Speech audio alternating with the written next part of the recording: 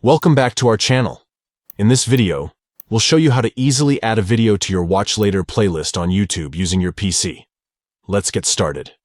Step 1. Open YouTube in your web browser. You can access YouTube by typing in youtube.com in the address bar. Step 2. Select a video that you want to save for later. Browse through your favorite channels or use the search bar to find the desired video. Step 3. Click on the Save button located below the video player.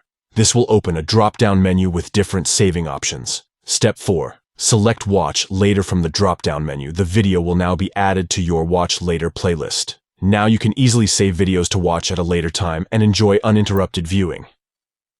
Adding videos to your Watch Later playlist on YouTube is a convenient way to curate your own personalized video queue.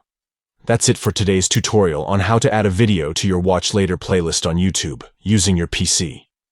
If you found this video helpful, don't forget to give it a thumbs up and subscribe to our channel for more YouTube tips and tricks.